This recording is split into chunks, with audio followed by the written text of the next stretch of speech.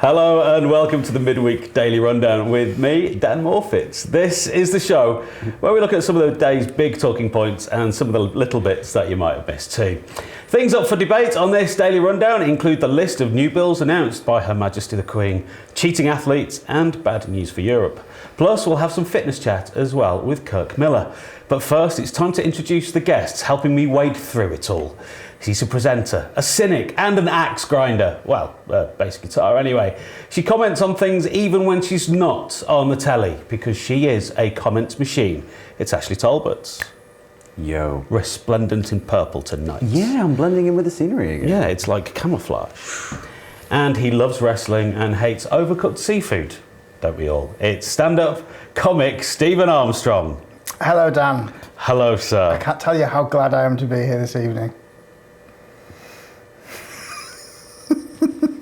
Before we came on air, he said, I look like a well-buffed Gary Bushell. If you don't know who that man is, you're very lucky. And a very, very small...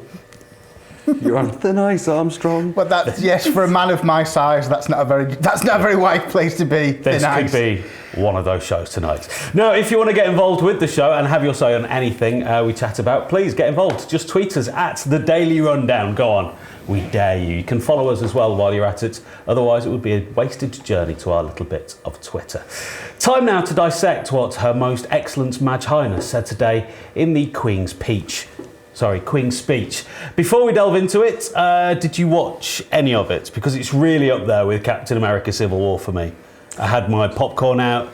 The CGI was amazing. The colours just popped out of the screen. Did you enjoy the pomp and circumstance of it all?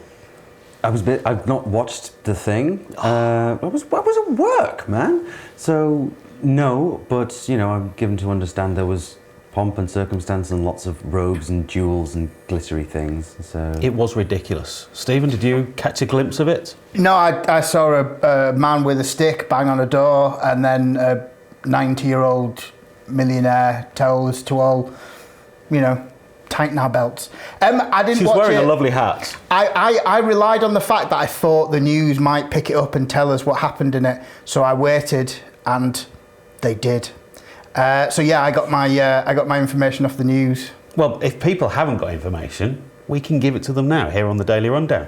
One of the main talking points from the Queen's speech was the plans of the government in this period of how they're going to change how they lock people away.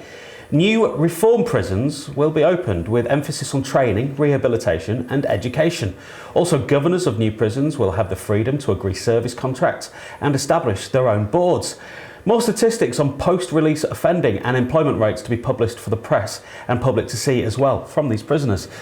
Courts and tribunals will also be modernised with greater use of technology to reduce those delays. So the penal reforms in the Queen's speech, do you agree with some of them? All of them or none of them? I mean, there was a lot of stuff in there, wasn't there? It's kind of the centrepiece of the speech that's been given today. Among other things that were talked about, or, all of which I'm sure we're going to, buzzsaw on through. But this has been described as the biggest shake-up of the prison since the Victorian era, and but they say that every time they think, oh well, actually maybe let's have a door in this particular part of this particular prison. Oh, it's the biggest shake-up since the Victorian. No, it's not. It's moderate remodelling at best. So this does actually seem like it's going to do. And I noticed that with the prisons essentially being a bit more open and with greater use of technology and the prisons themselves having more access to technology.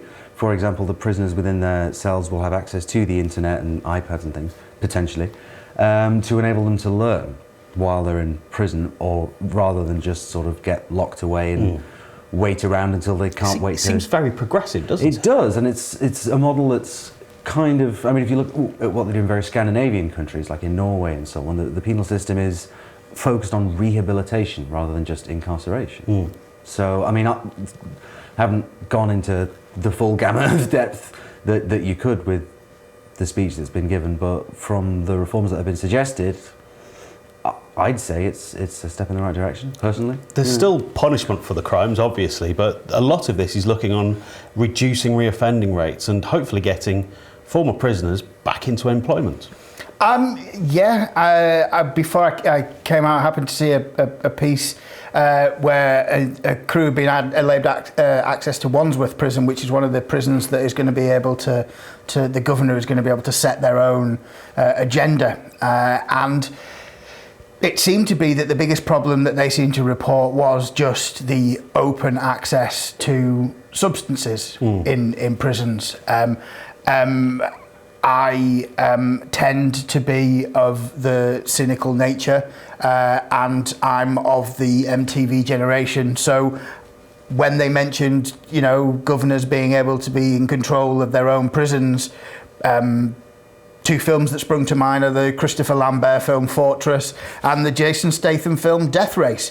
And also, it's interesting that Ashleigh mentions Buzzsaw, because it might be a final step closer to my hope that we can actually officially have The Running Man, which I think would be... I just think that it's a good idea. Live from Werewood Scrubs, exactly. The Running Man. I think that the initial headline when I read it was prisoners get iPads in their cells, they get to Skype with their family. It sounds soft, and it was like, oh my goodness. But then when you look at it, and I did look at it, and you do think that, I do think that prison has to be a place for rehabilitation. I do agree that there are...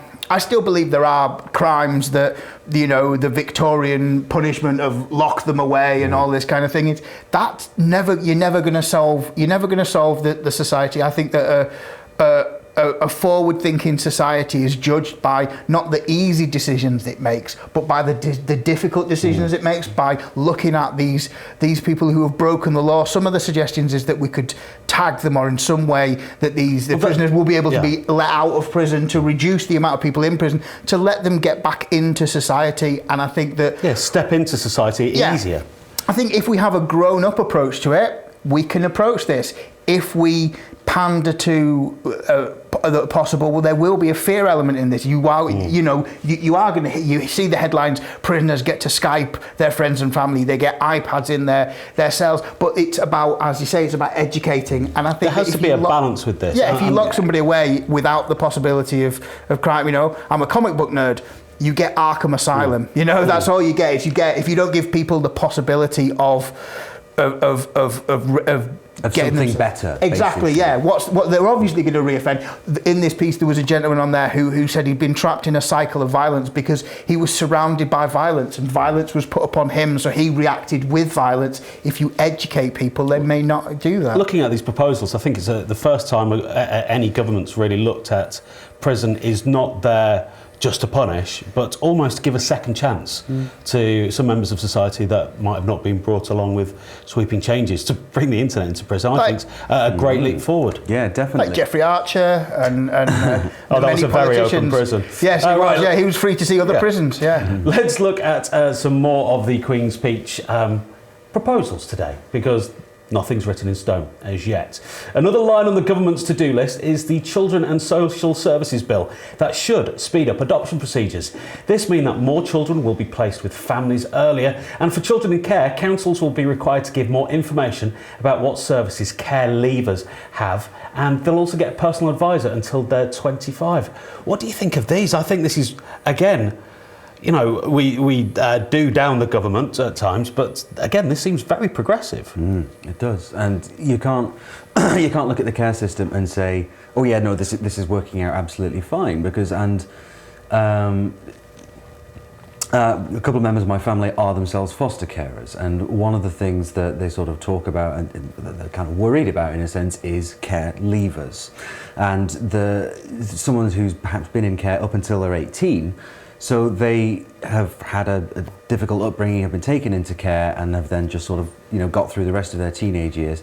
But they might not be, depending on the foster family as well, obviously, they might not be as prepared for life outside of care, life as an adult, as they could be. And so that idea about having a personal advisor for longer that's a tremendous step in the right direction. 7 years outside of what care goes to at the moment, because you hear really awful anecdotal evidence of people reach the age of 18 in care and they just get told, well, you're of age now, please go into the world, with no seeming backup there, no tutoring, no mental support. That must be a good thing. I think it is. I think, as you say, we can often do down the government, whichever particular flavour of government we have in. But yeah, it sounds like a good thing. I'm from a single parent family. My father passed away when I was very young. I was very fortunate to have not only my mum, but a support network around me. I'm beta testing my way to 40 years old, and I still need my personal carer, whether it be my partner or my mother. So yeah, I think that the idea to help people who have not maybe had I don't want to say the benefit, because it makes it sound like if you grow up, that there is one way that you grow up. It's a network of people around you. And it's a case of they've not necessarily had a stable environment to be educated in. Yeah. And then obviously the damaging stuff that can take place that mean that a young person has to be then taken into care, that can have a significant mental impact for years and years and years down the line. They're also looking at the root of, a lot of children in care are because they've been put up for adoption and never gone into adoptive homes. To streamline this adoption process, to take away a lot of the red tape, surely will take a lot of fear and trepidation and just negativity about adoption, and make it easier for couples, people from the LGBT community to also adopt children. This is a good thing as well. Yes. I would hope so. Obviously, these are just proposals, but... And these proposals need money. Indeed, but they are good proposals. And there's a good solid base of, come on, let's be modern and progressive about this. And again, if we're talking about young people in the care system, within the adoption side of things as well, it's just the waiting list is 7 years, did it say? Yeah. Which is astonishing, really, so you have to sort of plan to have, okay, we're ready to adopt a young person, to sort of give that environment to somebody, and then, you're sort of left waiting for 7 years before you can take that step, and the young person themselves is then 7 years older, or whatever. So, that is an astonishing amount of time to be waiting for that to happen. It's really weird on the Daily Rundown that we're actually talking about proposals in a positive light. It's quite nice. When does that ever happen? I know. Right, that's the end of part one of this Daily Rundown. Still to come, more incisive analysis of the Queen's shopping list, and we'll also talk Rio and the Zika virus too. So get the kettle on, and the three of us will be back in just a few minutes. Don't go away.